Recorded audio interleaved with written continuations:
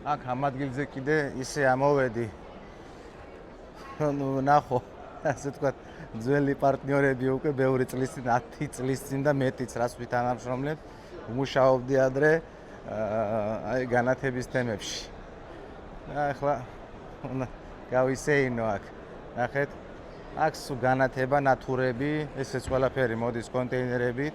ეს ტექნიკა ასეთი განათების სფეროდან თუ დაგჭირდებათ, აქ უამრავი თემაა, თუ მოდიხართ აქ, თუ არა და შეიძლება ინტერნეტში ნახოთ, შეიძლება მეც დააკვალიანო რომელიმე მომწოდებელში, როგორც გინდათ.